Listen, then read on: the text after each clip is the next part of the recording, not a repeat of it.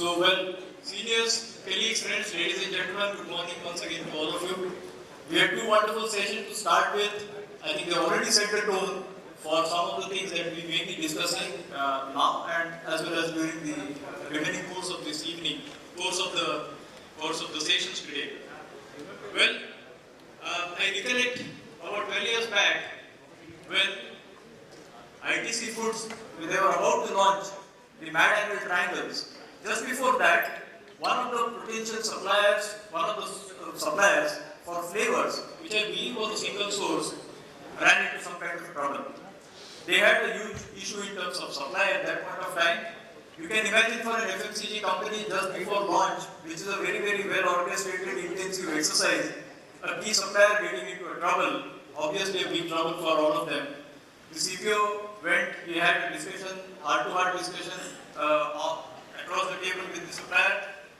They looked at the cost sheet, they realized that about 40% of this cost was coming from sugar, and the problem was solved because ITC, being one of the biggest buyers of sugar in India, they leveraged their strength and collaborated with them, the problem was solved. After about 8 years, I heard another example from one of the most respected corporates in India, that's Asian Paints. In one such conference a few months back, I discovered that when Asian Paints, when they are working with some of the key partners, when a consignment leaves their premise, it is tagged with already tagged, each packet is tagged. When it reaches the Asian Paints factory, it is scanned, the vehicle gets automatically directed to a particular unloading bay. An automatic unloader goes inside the truck, it scans the product, it unloads the thing, ERP system is updated and the vehicle goes back. Nothing like this ever works without kind of collaboration. But the whole idea in bringing out these examples was that there is huge amount of power and potential to bring innovation in collaboration, as the first speaker, Ori.com, kept on harnessing on collaboration, and I like it, obviously. There is a huge potential to uncover in each one of them. But before we walk this entire journey, well, I'm sure we all are present to the fact that we first know something, then we understand, then we realize, then we start developing insights into something. After that, we try and find out the use cases, potential use cases within our organizations. We put technology, people, processes to use, we create a good blend of that, good mix of that. We adopt certain strategies, implement this, and then get success out of that. Ladies and gentlemen, I'm really fortunate to have a wonderful panel out here. Many of them have walked this entire journey, right from knowing to actually implementing, reaping the benefits, and I'm sure they are ready to go share these examples with all of you. So brilliant brain has put, once upon a time the film titles used to be Kuch Kuch Hota Hai, Albert Pinto Ko Gussa Kyun Aata Hai, but now they have shortened significantly, Triple R, very, very short. But in this meantime, the conference titles and panel titles have become significantly higher. So today's panel title is Uncovering Innovation Opportunities and Delivering Cost Savings, Harnessing the Power of Extended Value Chain Thinking and Collaboration. It took me a while to digest it, but then I converted it and translated it by my own sake. Being a layman, I couldn't understand some of the jargon. So I converted that into a simple understanding that, it's something to do with how do you get value, extract out of your upstream, downstream supply partners through collaboration. That's my simple take. Please excuse me if I'm wrong, there's something which I'm missing. I'm sure my learned friends, colleagues who are sitting here on the dais will be able to add a significant value. Before I go ahead, may I invite each one of them to have a quick round of, your opening talks, your opening things, because this was my understanding, but I'm sure you may have a slightly different understanding. Let's go ahead with a quick round of 1 minute opening talks. Maybe Ajay, if I can just request you to go ahead. Okay. Yeah, good morning friends. And I feel that irrespective of the sector or industry you are in, that companies should continue to focus on innovative practices. And till the time something big comes in its way, they should continue to focus on incremental improvement opportunities. Because companies' resources are limited, and in also depends sometimes on the kind of industry you are in. In case of manufacturing, you could have 70% resources to your core activities and then 20% to the adjacent where you would try to build the businesses related to your existing product, and then 10% would be with a transformational journey. But if you are in a market where the competition is too quick and the products are coming at a very faster pace and you are in an innovative market, then resources could be reversed. 70% you might have to put your resources in the transformational and 20% in adjacent and only 10% into the core. So I think it depends that the kind of industry you are in, but no business or no entity could be without extended value chain partners. So I think wherever there is some kind of overlap, we can always find some value out of those things. Yes, ma'am. Wonderful. Thank you so much, Ajay. Maybe may I request Sanjay to have his Morning, everyone. What I gather from the topic and the discussion is that how do we leverage with a collaborative approach with our supply partner to bring that value chain proposition to the business. And that's what we have learned, and during pandemic time we extensively use in our business. We are into restaurant line of business, where their entire supply chain was disrupted, but because of the very, very close collaboration with our supply partners, we could find very quick solution and to support the business. So very close collaboration with our supply partners will help in building value chain within the system, will help in innovation, and which will help in finding the right kind of solutions. Thank you, Sanjay. May I request Aniruddha, sorry, before that, I must let you know that Sanjay is the Vice President Supply Chain Head for Lite Foods. And sorry to miss out your introduction, Ajay. Ajay is the Senior President heading Grasim, the unit head as well for Grasim Cement. Maybe Aniruddha, if you can. Yeah, namaste and good morning to everyone. We in Spencer's Retail are driving value at the front end and back end. Going in front end, we have some 3 million consumers across the channels, online deliveries and in store. And back end, some 1,200 or more suppliers across industry, in FMCG, commodities, fashion, durables, merchandise and all.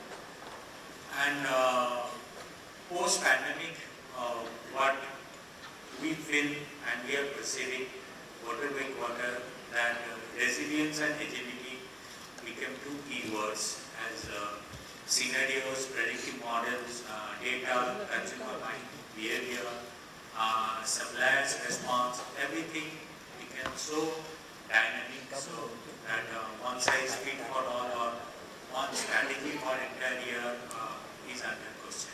So yes, to give more, derive more value in entire value chain, staying closer to the customer, staying closer to the field, staying closer to the problem is the key words to the industry and the organization. Sanjay going on where I am working at. Thanks. Wonderful. Thank you, Aniruddha Banerjee is the Senior Vice President, Head Supply and Operations Expenses Retail, the one who just shared with you. May I now request Kapil Kumar, leading the logistics, outbound logistics for Lakshmi Cement. Cement is a very intensive logistics business. Kapil. So, good morning everyone. As my panelist has already shared, cement is, kind of a logistics business only. Total logistic cost is almost 30% of the variable cost. So the business, moves around the logistics in a very, very, big way. For us, most of the business that is happening is through our network. So creating value for our network is the value for that we can create for our customers, because these are our customers. Now, because it is a cost-intensive thing, so whatever innovation that we can bring in reducing the cost is something that will create value, which we can pass it on to our customers, our network. So when you are pushed very hard to reduce the cost. Automatically, some mind happens and brings the innovation. And that is what has been happening in cement industry, that supply chain or the logistics part is continuously evolving itself to find out some value out of the cost and give it to the customers. Thank you. Thank you for setting the tone from a cement perspective. I would now like to request my another colleague on the panel, Ranabir, Chatterjee. He's the Vice President, Deliver, South Asia, for the Linde Group, which is into chemicals. Thank you, and good morning to all of you. So, as we were discussing this, I feel this topic is quite important in today's scenario. In today's environment, unless you keep, innovation is not in your DNA. I personally feel that you will not survive in the industry. And to innovate, you need to collaborate. And that's my, I'm in an industry which is a bit unique. We make cryogenic products like liquids and gases, and one of them is oxygen as well. So as we go, we will talk about it, and honestly speaking, in our kind of business, technology is very, very important, and the continuous innovation, what we continuously do, otherwise we will not survive. So that's it, thank you. Great, thanks. His company had a huge contribution in terms of delivering safety and delivering lives during pandemic. As we were having a pre-panel talk, he told us that he was one of the largest supplier of oxygen during pandemic in India. They were supplying almost 2.5 tons every day. I would now request Siddharth Pandey, who is heading the Transport Analytics Center for Holcim. Holcim is a global cement giant, and he is doing it for almost 55 countries together, sitting out of India. Siddharth. Yeah, thanks everyone, and good morning. So now, when we talk about value chain, I think why is it so important? It's important in many aspects. One is, of course, the service to the customers and service to our own partners in the way. But also, it's also important on the sustainability side when we move along. If I don't know, as I share, and I will speak more on the number side, on the analytics side, and the number side of all of it, is if I don't share my numbers with my transporters or my suppliers on my own sustainability or on my own CO2 emissions or about my own targets, I will not be able to improve my value chain, and we will all have these targets and we will be more stringent along the way. The second element is, of course, cost. That comes along with it. The more transparent that you are, more supportive that you are of your value chain, it all gives you that cost benefit. And the last part of it, which is also important, is which we are proud of that we are doing that, is along the value chain is the driver safety part. We are sharing that information to the drivers, the transporters, of how they are driving. I can use it from a cost, but I can also share it for their driving safety. And we take a lot of pride in having these driver management centers across everywhere, where that's also a part of value. Safety, sustainability, service, and cost, all are the four pillars for me as far as the value chain is concerned. It all starts with knowing where you are currently on that, what is a benchmark, what is a baseline currently. Thank you. Absolutely amazing, that's great. One interesting thing that you would have observed is that many people, whenever they are sharing rides this morning, there's a lot of content in terms of analytics and it's data-centric supply chain which is really happening, and that's a fast evolving criteria, phenomena everywhere. Well, the next and the last and the youngest panel member is Sivanand Rao Chaganti. He works for business process improvement in HP, and what they do is their team, they work with a huge amount of cross-sectional, cross-functional teams to bring out various solutions across various domains, predominantly supply chain. Thank you, Surendra. I don't know whether Surendra based it on the percentage of outsourcing, right? I come from an industry that is heavily outsourced, so most of the things we have different partners, different people who are specialized in the field handling it. So maybe that's the way you got me last class, so I'm happy about it. Any industry, right, is highly competitive, very fierce. So the only way to even sustain where you are is through innovation. Forget about growing, but just sustaining, you need to innovate consistently. And I say from an industry like ours, the only way you can grow or sustain is we need to co-innovate. When I say co, I mean collaborative. So co-innovate, co-grow, and coexist. So that's the way we do it, right? So I'm sure most of you will know about Martin Luther King. He said, I have a dream. And then he also made another quote, right? So we live together as brothers or perish as fools. So as supply chain managers, I say we have a dream. And I just start to slightly tweak it, right? So we progress together as partners or we perish as fools. So we leave that as the same. That's my mantra. Excellent, thanks. Excellent opening remarks from all of the people around. Whereas we keep on saying that we are now required to keep planning on the go. So when this panel was announced, I was told that we have 75 minutes for the panel discussion. When I started looking at the clock, it was something very different. And now I can see that it's already 45 minutes to go. We'll make the best of it, giving about 10 minutes for audience questions and probably 4-5 minutes for concluding remarks. We still have about good half an hour for all the panelists. So probably 3-4 minutes for each one of them. What I intend to do is, instead of having very pointed, sharp questions to each one of them, then all of them come with huge amount of experience. And as I said in my opening remarks, that deriving value out of collaboration requires a deeper understanding or realization that yes, there is value in collaboration. And that kick or that trigger comes to different companies in different forms. Also, value is very different. The perception of value, what does value mean, is also very different for different people. So some of them it could be quick access to market, or quick ramp up, ramp down. Somebody will say, no, I need security of supply, that's one of my key criteria. Somebody will say, no, cost is the key thing for me, safety is the key thing.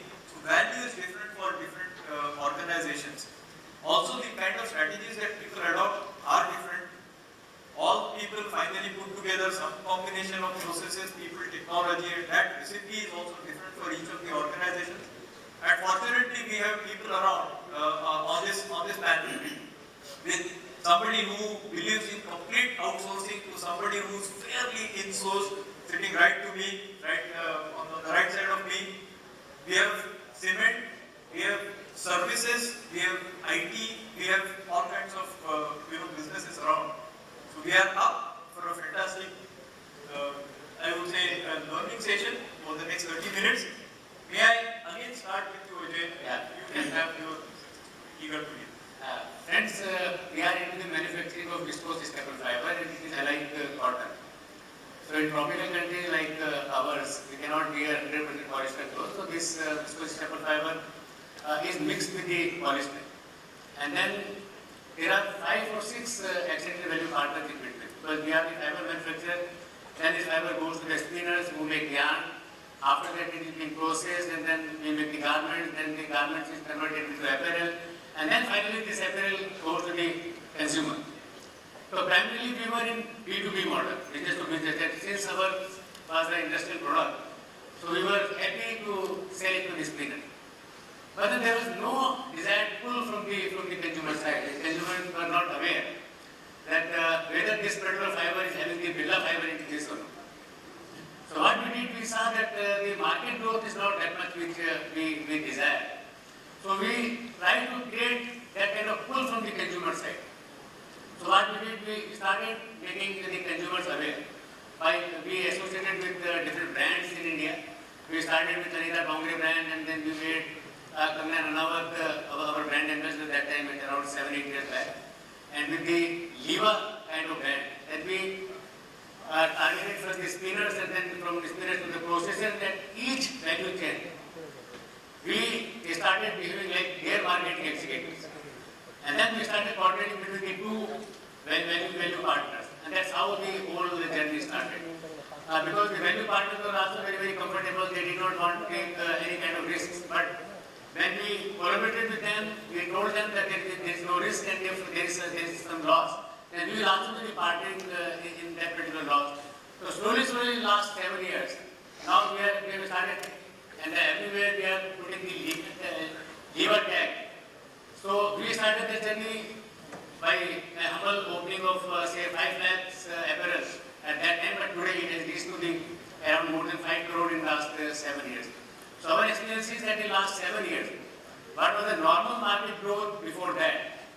We could double the market growth, and with this innovative strategy, by involving all the value extended value partners, and we could create the more value for them also, around 600 to 700 crores additional profit could be earned for the organization, apart from this the more volume.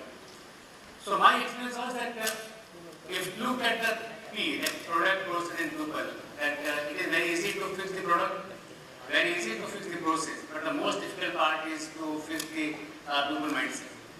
So unless until you have this buy-in by your team members, they are convinced and they are there to have a long run or long commitment to achieve the organization vision and mission. Only then the things move. But it was a very, very thrilling or exciting journey. Thank you. In your sharing, just now you were talking about, made a reference to sharing of process. Yes. It's a little bit of... Yeah, we made the project teams with our value and partner, like Spinners. Spinners were using our fiber in certain terms, and their machine settings were something different. And when we started this lever product and we told them to increase the production or improve the quality, if there were certain laws, then we also worked together with them. Our team members, they went there, our technicians went and worked with them. And then we ensured that their machine settings in line with the requirement of the things. And wherever there were some losses in the beginning, we adjusted with the price strategy and all. Yeah. Really makes a lot of... Yes. Together with the Yeah.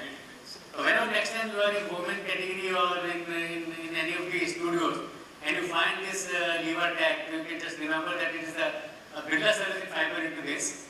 And now the Kankana has also been deployed by Deepika Padukone or Rana Sandhu. So very soon you will be seeing those ads also. Thank you. Well, thank you for making us comfortable and so many people around the country with comfortable fabric. Yes. May I jump over to the Linde group? Yeah. You had a lot of challenges. Yes. So let me. So this we are not in. Our business is a bit unique. So we make cryogenic products. We make, as I mentioned. So we have liquids and as well as gases. For us, there are two things which is very important in our kind of industry. There are two major costs. One is power, and another is logistics. There are two major costs. So continuous, and we need to invest in technology. So for us, for example, I'm saying, for us, inventory management is very important. And whether, for instance, suppose we produce oxygen, and if I don't supply oxygen, as I was mentioning, to a steel mill or to a hospital on time, either it will run the steel mill down or the hospital, what will happen. So we continuously work on technology. So in our organization, and that's kind of in our DNA. And when we talk about technology, it is like innovation, and that leads to technology.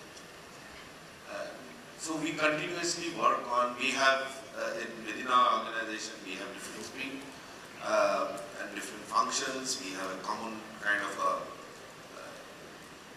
group from all the functions. Continuously, their main job is to innovate. And innovate on technology and innovate, and at the same time when you innovate, when you put an effort on technology, put a process around it. That is also very important.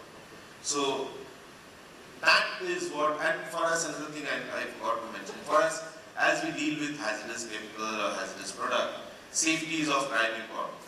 So we distribute around 2,500 tons of these cryogenic liquids across the country if I talk about India. And with 750 vehicles moving all around. So you can imagine how, difficult it is, and the safety risks what we.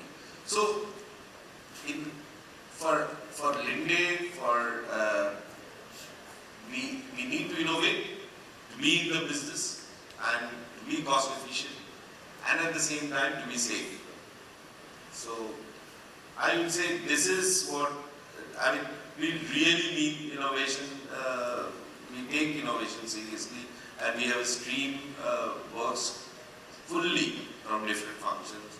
And it could be on the production side, it could be on the distribution side, it could be on the customer service, it's on the inventory management. So we put a lot of effort on inventory management because that is very important. So that I think this, as I mentioned in the beginning, that this topic is very important for us in today's scenario. Unless you continuously innovate and implement, you will not be in the business. So, Please, as you said, for you were sharing, during pandemic, when you had to repurpose in supply chain, convert it from nitrogen to oxygen. right. Were there any collaborations which were exploited, innovation opportunities? Yeah, I think this is a story I would love to share. I mean, this is a great story of innovation, let me tell you, and collaboration at the same time. So, if I step back, in our kind of business, as I mentioned, around 200-500 tons of liquid distribute. Out of it, pre-pandemic was around 400 tons, which goes to medical sector roughly. During the pandemic, it went up to 3,500 tons. Just imagine. So, you know, I'm not getting into details. Every product has its own distribution system. So, you just cannot shift from one product to other. So, there are processes around it and there are technology around it. So, how do I manage these 3,500 of liquid from 400 to 3,500 tons of liquid?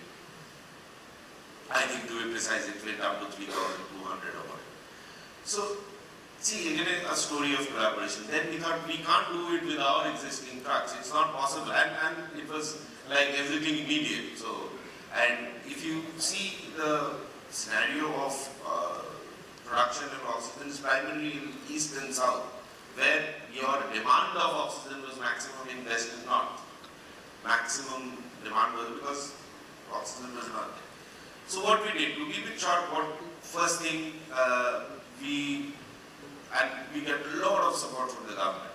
So like government I mean there was a department, a couple of secretaries were there, and they have given us free hand. What you want to do, you talk to anyone you want. So we went up to railways and said, can we transport our liquid through rail, which we have never done in India ever. Why in India? I think other than US, no one in the world has done. So we started moving liquids in rail. We imported cryogenic tanks from all over the world and started moving them in rail. We started moving trucks by air, Indian Air Force plane. What I'm trying to say is that we need a huge lot of innovation at that point of time. So, and the collaboration, we got support from Indian Air Force, we got support from Indian Railway, we got support from the government authorities. We do huge amount of innovation in the storage of liquid, so that maximum number of liquid oxygen is available to the hospital. How do we do that? So we got support from so you know, if I talk about it, I mean, it will be hours together. Yeah, so I'm keeping it short. So, you know, what I'm saying is when you put your brains together and when you are pushed, you really come up with solution. And that has really helped and saved many lives. So, that's all what I could say. Thank you so much for all that service that you provided and sharing it with us.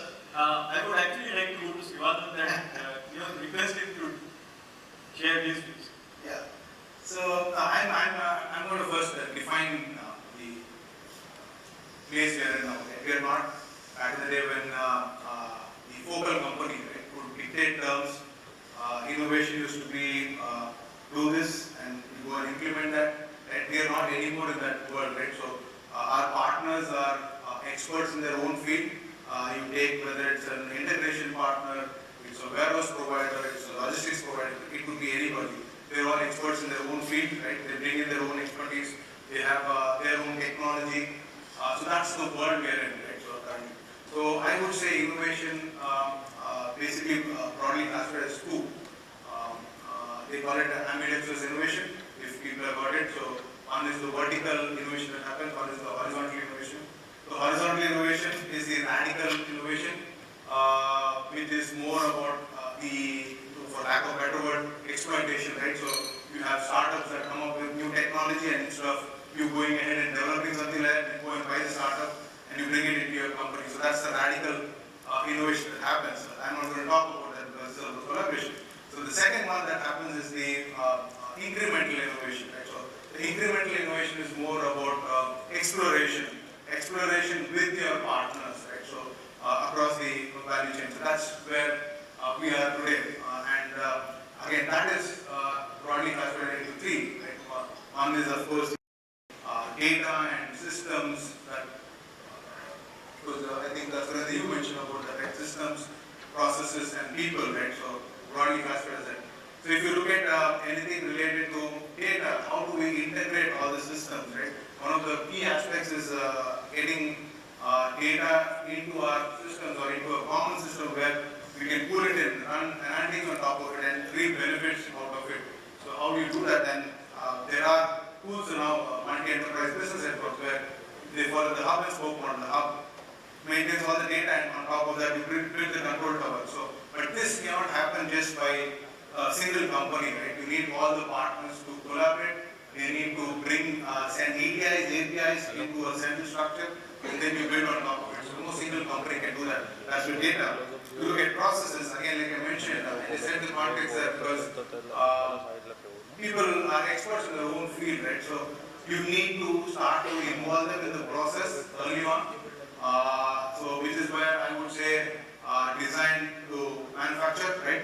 So start involving them in the process, and once they feel that they are in the process, the inputs that they give from their knowledge in that particular field, you should start to incorporate in your day-to-day functioning of your model, right? And then it grows. So that's the process side of it. And finally, of course, invention and innovation does not happen without people. So when you come to people, I would say you need to collaborate with all your partners, and the way to do it is, I would say, encourage, right? People to come forward with innovation. Maybe have open forums or blue innovation forums where people can come and present. Be it anywhere, right? Tier 1, Tier 2, it could be logistics, but he can come to your forum and present, and you should be open to take it. Enrich them, right? So when you're training your folks, to train their folks also in the innovation part of it, right? And then finally together you can grow. So that's my take on overall how you go about innovation. Okay, that's great. Since your team is involved, your team is involved in a lot of cross-sectional business process improvement, is it fair, and you have collaboration in your DNA, everything is through collaboration.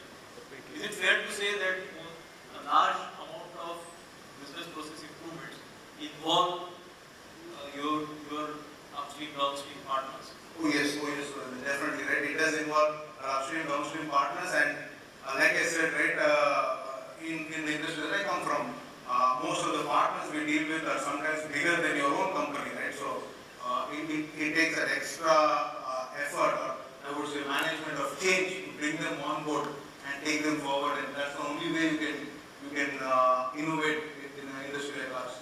So definitely, yes, collaboration is the key for an industry like ours. Would you like to share any example of any process? Oh yes, definitely, right. So we are trying to make our regional hubs, right? So where we bring material into a central location, and then we have a manufacturing site. So back in the day, suppliers used to send it across to different manufacturing sites. So you can imagine the number of deliveries. So we're trying to streamline that into a regional hub and then send it out. So this involves partnership with suppliers, partnership with manufacturers, partnership with system providers, logistics providers who run the warehouse for us, the logistics carriers who carry the material. All this has to come together, and we have to bring it out in front. So that's one of the examples. Absolutely great. Thank you. Maybe we'll jump over to cement, even in a different industry. So cement, everybody has used it at least once in the lifetime while making houses, right? So it's a commodity product. 20 years back, if you remember the brands, there are very few brands which are available.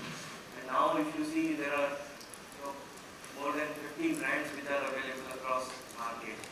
Gradually, this, everybody is trying to convert this commodity into a brand kind of thing. And over these 20, 30 years, the industry has evolved and it has improved its manufacturing efficiencies to almost similar level. So the competitive difference or the competitive advantage that cement players are trying to get is out of this supply chain. Because this is the function which is trying to cut across all the verticals and trying to integrate things and generate value for all the stakeholders across the chain. So as I said that cost is a very critical thing for cement players. So including our company, the whole industry is trying to find out ways and means to reduce the cost. Now here technology, digitization, IT, these things has helped a lot. The kind of data that we were generating, those were very, very unstructured but in humongous quantity.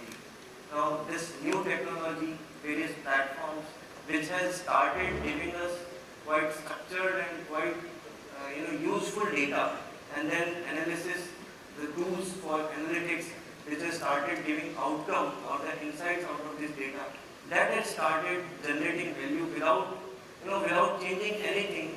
It has just opened up a window which anybody can tap into and generate value. Let me give you an example. In our company itself, so we are operating from 10 different plants and almost 350 warehouses across our geographical footprint. Now, customer needs product, like our dealers need cement at a particular time in a particular quantity. We are supplying it from whichever is the nearest plant or whichever is the nearest warehouse. So in cement, there's one very important thing that, once you touch the cement during the transportation, it's right away 250 rupees cost that you have to incur, because you have to load material, you have to then load material, then you have to again transport it. So if you are not touching the cement after loading it from the plant, you save your 250 rupees per ton right away. So apart from that, there are some plants which are very, very cost efficient. There are some plants which are highly cost intensive plants. And typically cement industry operates at 60-65% of capacity utilization. So in that kind of scenario, by just shifting your source from one plant to another plant, you save huge lot of money out of that. Now that is kind of value which can be generated through the system. So in the morning there was one session going on about optimization and all those things. Now these things had started happening over past, I would say, decade only. Before that, everything was happening manually. That based on your guts, you were deciding that from which plant, from which market, or from which mode you need to serve. Now those things has impacted a lot. Apart from that, the mode mix from rail to road or road to rail, how do you supply, these kind of things. Then in the digital domain itself, there are some more good things which has started happening, like GPS. Now GPS is something which is there in the industry for quite a long time. But when we have started putting GPS on the trucks and started capturing data and started using it, found out that there was a lot of leakage which was happening but was not known and it was not quantified. Once you quantify it, then the whole interest or the investment has started happening. That interest after quantification has generated a lot of value, because it is double loss for everybody. One, if you sell a particular product, by doing malpractice and all, it one harms your price positioning in a particular market, and in the commodity business, price is so sensitive kind of thing. So that is one loss, and then the freight loss that happens because of the back loading and all those things. So those things were very, very critical. Now you also have to ensure that service should improve from the current level. Now, to improve the service level, there are some expectations that, dealers don't want any hooked cement. You must have seen that on the road there are certain, while people are carrying the cement bag, they put the hooks on the cement bag. Once you put the hook, there are some leakage of the cement. Now, people don't want that kind of product. They want fresh material that comes from the plant and delivered to their doorstep, and very quickly in small lots. So there are a lot of expectations which is built up. Now, these kind of expectations, if you have to meet, there have to be, some innovation has to happen, because there are one uncertainty. The kind of variation that I can say in a month, day one, if there is X kind of a demand, on day 13 it will be 10x at a particular place. So that kind of randomness in the demand is also there. Now in that situation you have to be very, very quick. So there some innovation has started already happening where we have started sending trucks without even order across the various demand centers, which goes there, stand there, and as soon as order comes, these moving immediately goes to the customers and deliver the quick cement to these customers, which reduces the cash cycle for the dealers. That is value for him. Fresh cement to the dealers, and in a one truck load, if we send the cement, it saves some bucks for us as well. So these kind of changes are happening. So Uberization you must have heard, but I see cement Uberization is going to happen very soon. So it will be available very quickly to the market, to the customer whenever anybody wants. So that kind of things are also happening at the back end as innovation. Wonderful, thank you. One question, you made a reference to people using hooks and those backslip structure. Have you found a solution? How do you change their behavior? So, to be very frank, there is no very cheap solution available as of now other than hook. Only a couple of changes that has happened is we had tried to make more denser bags so that there is less of seepage even if somebody applies a hook. And in our premium bags, premium cement, instead of hooks, we pay them extra for carrying it through hands only with gloves instead of putting hooks. But that reduces the speed. Obviously, there are pros and cons. Absolutely. Thank you so much. I think you did make a reference to the predictive analytics that we are using and placing inventory closer to the customer whenever it's required. Are you also using collaborative planning? Because the demand is certainly going 10x. And most of these are consistent customers for you.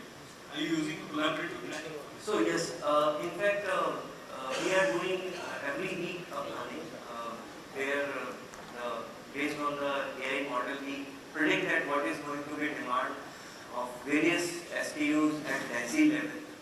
That's the base level of planning. After that, there is feedback that we get from the sales team across all the markets. They fill their perspective at what do they sense from the market. That is weekly planning which happens, and based on that we then allocate the quantity from source to market. Apart from that, we are coming up with a solution where that will ensure that while the order is being placed, it automatically takes care that based on the service level that has been expected from the dealer, which source and which mode it has to put up. So through the dealer mobile application, we have put some algorithm at the back end, which will take care of these kind of things. So it will have sense of demand. It will also have sense of least cost. It will also have visibility that where we have trucks available in the yards. So that kind of integrated model that we are working. Great. Thank you for sharing all that. Let's move on to cement and complete the cement story. Local to global. No, I think interesting point, because there are so many interesting innovative use cases that we have built on digitalization fronts. And I just, because you were saying on the warehouse side, so what we did is, because we all have IBMS installed in the trucks now, everybody knows it's track base is an old story, right? I know where the truck is. So what we did on top of it is we created like the outlets, like which trucks were supposed to go to the warehouse, they did not go to the warehouse but actually went to the customer directly. Okay, so you got a list. So this warehouse guy was taking this 250 rupees, which, but the truck was never going to that warehouse.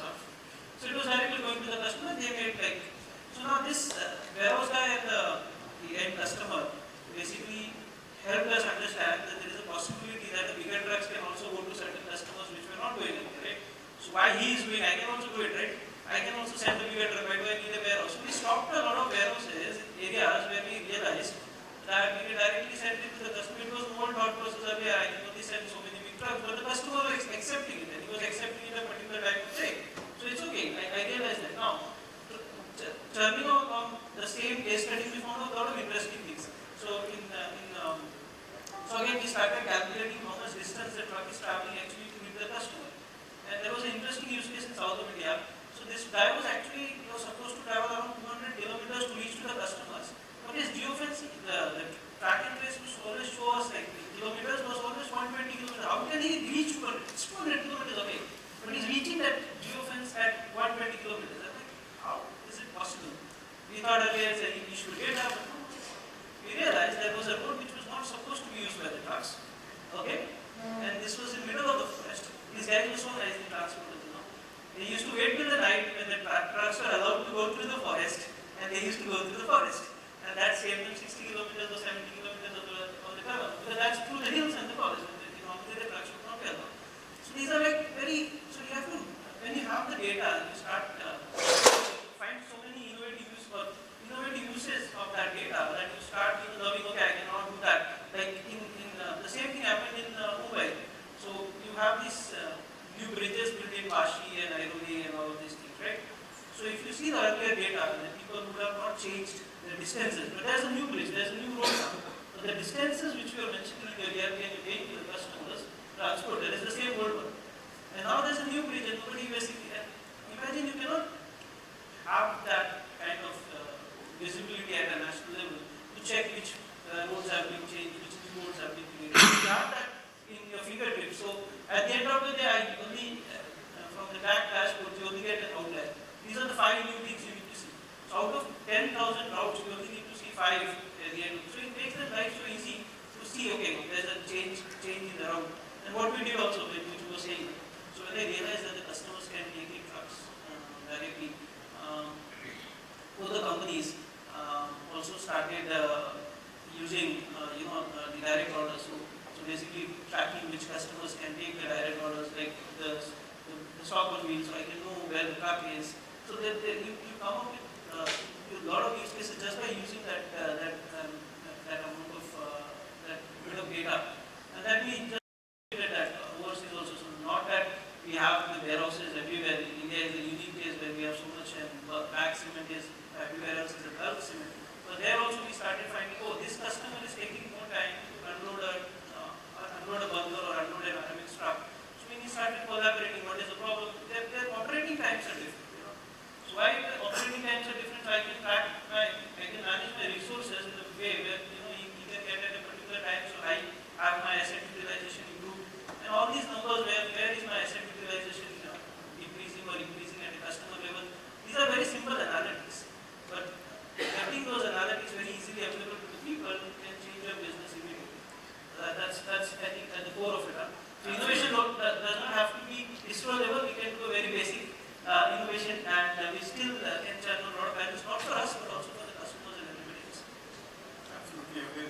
The innovation can actually be very I recollect an example when we were working with many years back. We were working with an organization for getting one of the chemicals, and we had a problem because those bags were slippery. We were not able to stack them properly in that organization.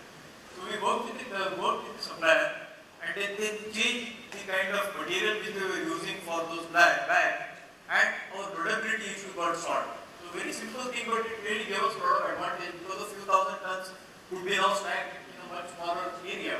Right? Thank you for sharing some wonderful experiences, Mr. Spencer. Yeah. So, when last time being pandemic, I was here physically, because me and my team was heading supply chain of Nature Basket and Spencer. Today I am the chip sales officer. So, A part of this journey, the way I look at it, is a product of innovation and value creation. Just moving out from a traditional way, first I will summarize and then I will explain.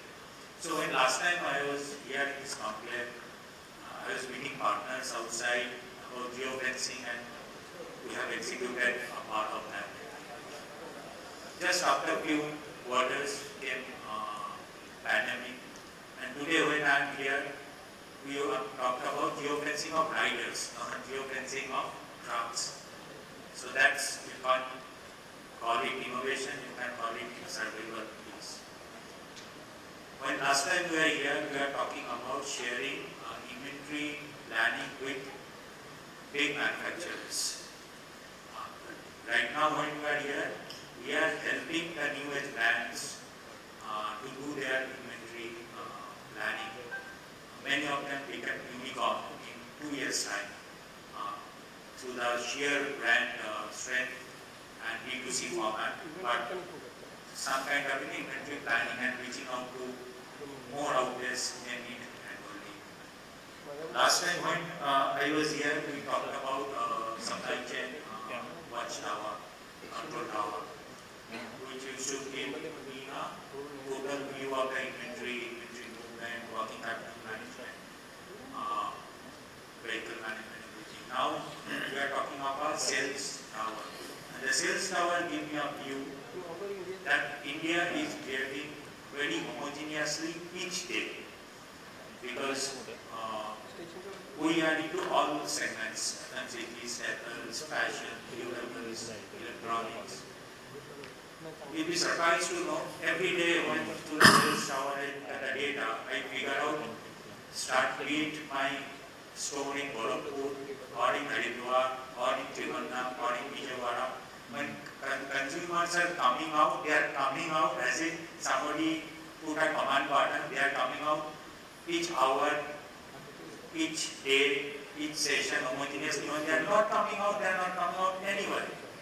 So that's a fantastic insight, and when you have that insight and put those data to algorithm and AI, you can actually predict the inventory and the stock connectivity at the service level much better. When I was here last time, we talked about centralization, place warehousing, inventory closure to the customer. Now when I am here, all of my 150 stores are dark stores. These are all omnichannel. So stores are not only store for brick and mortar for your consumer experience people. These are also the taking point for my .com, for my phone delivery channels. So the inventory management becomes more and more agile. The straight line of looking at inventory and the availability and the fulfillment or the fill rate has gone in the last 3 years.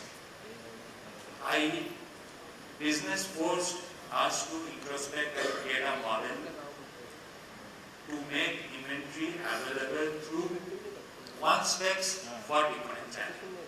That's completely new. When I was here last time, we used to train our warehouses, truck drivers, all the floors down for doing more physical interaction because the channel is all about experience, channel is all about product knowledge, service knowledge and communication. Post-pandemic, people want little distance. So the entire 5,000 workforce of my team who are trained and hired for physical interaction has been retrained, including that PC guy, to make a distance, social distancing, whatever you call, but even at the same time pass on the same communication.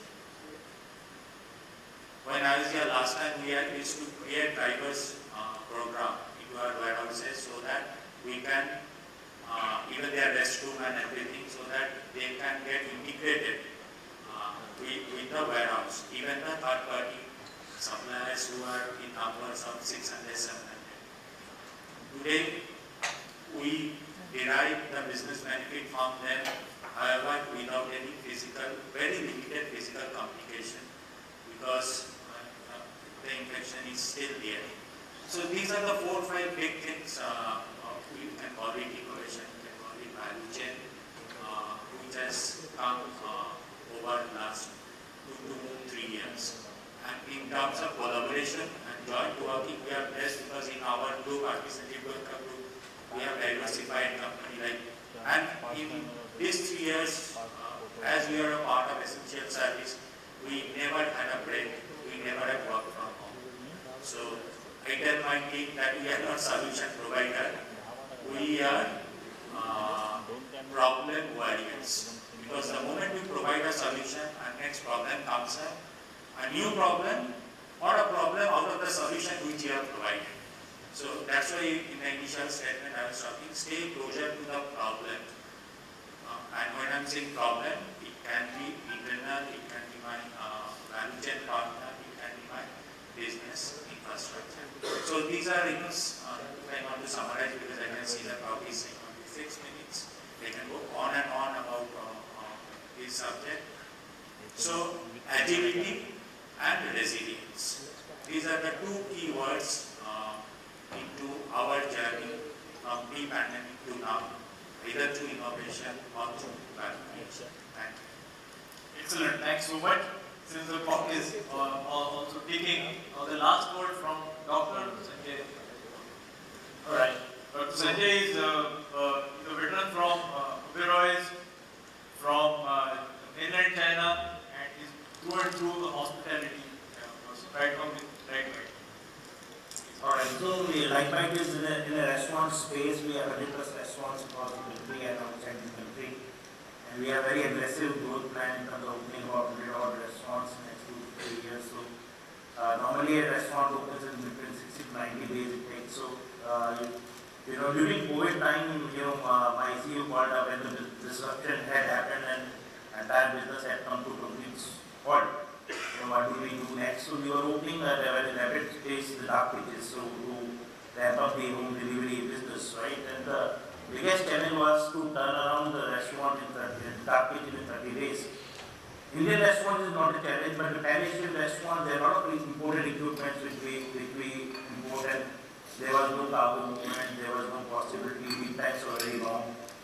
So, and my CEO said that's the only survival strategy because we open dark kitchen and start generating the revenue stream again because it has come to zero. And then that was a big thought, how do we do import substitution and how do we get those imported equipment here with no visibility on the import side. What we did is that we identified, we floated tenders in India. We identified 2, 3 technically very sound guys who had very good knowledge of the equipment manufacturing in India. And then we shared the design and drawings, and so we could turn around, I would not say copy it, but we could actually make better equipment within 45 days time frame in India. And that was the most difficult equipment. It's a dim sum steamer, but it has got a lot of science into it, that in how many minutes it will steam the food, and there's a lot of science into it. And so we had a lot of collaboration meeting between the vendor and the chef, and that's how the whole study was done.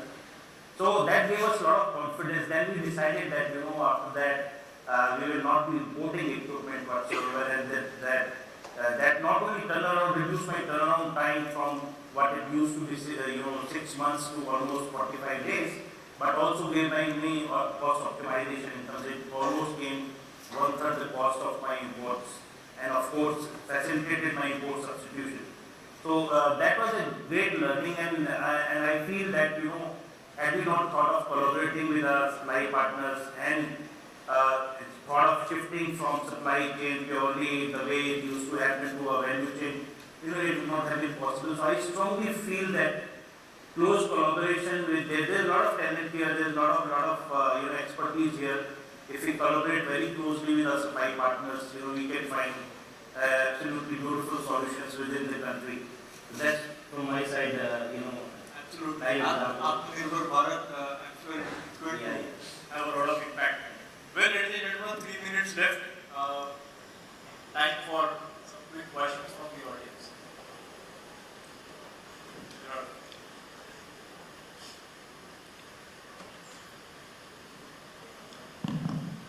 Thank you so much to the panelists, wonderful stories, examples. I am Sunil Bharadwaj. I spoke at a different panel yesterday. I just want to understand the softer side of all this. Okay, innovation has been done, now you need to execute, processes are in place, everything is done, but what are the people challenges and the change management issues that we still face? No easy answers. I know we can talk for the rest of the afternoon or the evening, but just want some quick insights from one of you. Any one of you can throw some light on the change management part. So again, How do you address that? Yeah. So this is my daily struggle. Okay?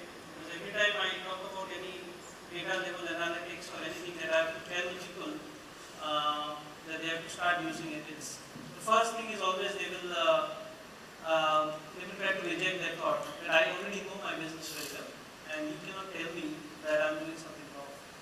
I think where we started doing well and what we started doing in other countries is, I'm not going to tell you what's wrong with you. Okay? I'm just showing you this side of data and you on a monthly basis come and tell me I found this rather than I tell you I found this wrong in your business. The other way around, it's a difficult task. I'm not telling you it's very easy. It takes a lot of dinners and beers to convince them. But once it is done, then it's much easier for us to, because they say, okay, Siddharth, I found this from the data. Can I do this or how can I do this? I think giving them that responsibility to change, but be a friend along with it rather than auditor. Because a lot of times we come from corporate offices and, oh, you have to do this, I found this in your data. That backfires brilliantly. So that's for me. Be a friend. Just to add to that, right, I would also say, as far as you are able to clearly define what's in it for them, I think they are open to change. Or I would also say the other way is wrong, right? So if there is nothing in it for them, be open, be transparent, and build that trust. And then the change gets implemented faster. So both sides you have to be very transparent. That's wonderful, thank you. A few more, one or two questions? Yes. Yeah, this is. Should I go ahead? Yes. Yeah. So this is Bhushan from Friedenberg Gala. I have understood a lot of examples are coming from outbound logistics. Can you give any example for inbound logistics innovation, because that is where as an organization we also intend to keep lower inventories, and when we saw lower inventories, so they do not make up into truckloads. So any kind of example of inbound logistics innovations that you have implemented? Let me try to answer that. So, there's one thing that you have heard about round trip, that, a lot of times people focus only on the outbound side because that is more closer to customers and miss out the back end part. So, I think in every industry there will be scope available where you can find out some routes where you can integrate these outbound logistics with the inbound logistics and make the round trip. Now this round trip itself has huge value in it. So, some changes, some innovations can be done to make sure that that round trip really happens. For example, let me give you in our case, there is fly ash kind of a thing which we used to bring from certain place to our plant, and from there we used to supply cement in bags. Now, when you supply cement in bags and when you bring the fly ash, you need to have some containers. Now, if you have to supply bags, you also have to fill those bags into that container. So we created a typical kind of container which can carry bags as well as the bulk fly ash. So that is not available in the market, but we created it and ensured that that round trip happens, which saved both sides of the money. Those kind of things can be used. I'd just like to add on it, just the inventory transparency itself helps a lot.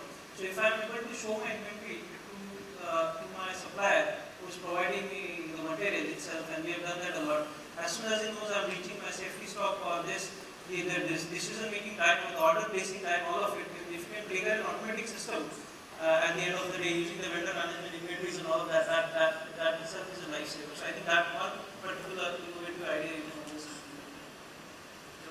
One more question? Yeah. One more question, please.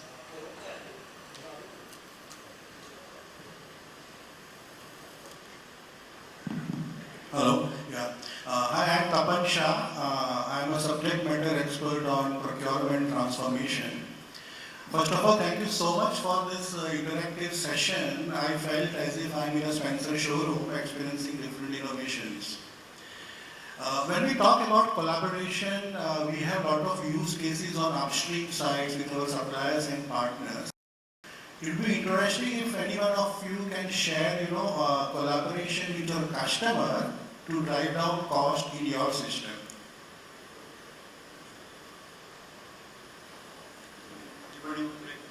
So, we in consumer space became too omnichannel. So, pre-COVID, our delivery contribution was 1 or 2%. Now we are into double-digit contribution. In a couple of 1 year time, we will be on 20%. And what does it mean? The front end is consumer, that's 50%. So, how do I optimize my delivery cost and same time pass on the benefit, the delivery cost benefit to consumer? So, one way which we have to find out is a subscription model which was very, very helpful for the both consumer and I get a predictive demand analysis and for consumer also he or she is saving money. The second tool which we have just incorporated last quarter to get into a delivery package system. You can take 10 deliveries in a month irrespective of value in a much discounted cost. So when consumers in the days of quick commerce, it is an everyday delivery at our home from different delivery partners. Somehow in the bill that cost has been built up at a product level or at a separate line article. So there is a huge opportunity to go back to the consumer and say, Simon, man, you are taking so many deliveries in a month. If you come into this package and you can actually save much from your wallet and it helps my backend supply chain also and to my operation also to optimize the entire inventory. Well, I presume it answers your question. Thanks so much. So let's wrap up with that. It is truly wonderful to have such a panel. No concluding remarks required, except for saying I think there are oceans of opportunities which are lying around us. We just need to tap it. And this kind of conference itself is a collaboration is an opportunity for collaboration where we can learn from each other on the dais, off the dais, and take back certain things. Thank you so much for being wonderful audience. Thank you indeed to all of our speakers. I'm going to request you to please remain on the stage. And if I could request our session moderator, Mr. Surendra, Deodhar, to please present the mementos to all of your speakers, all of your panelists. First up, to Mr. Siddharth Pandey.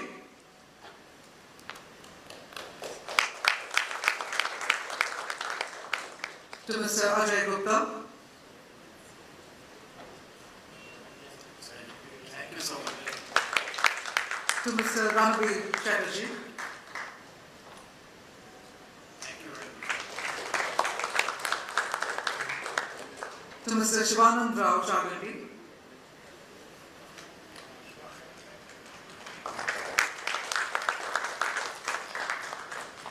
To Mr. Kapoor.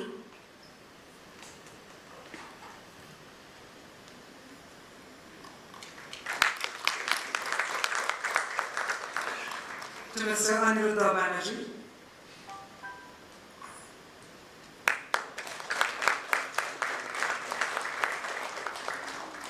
And to Dr. Sanjay Goyal.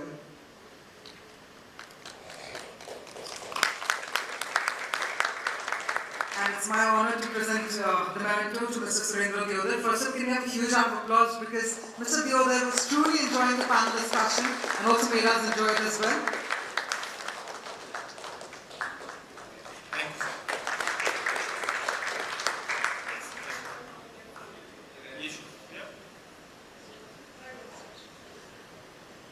Well, I can truly reckon with some of our members of the audience when they said that they felt that they were in a Spencer showroom, or for that matter, they were truly enjoying the panel discussion. And I think that was a very, very invigorating session for all of us. That being said, ladies and gentlemen, I do see that there were some more hands up in the air. That means there were a lot of questions coming in from the audience. I'm going to urge you to please connect with our speakers because we're going to now take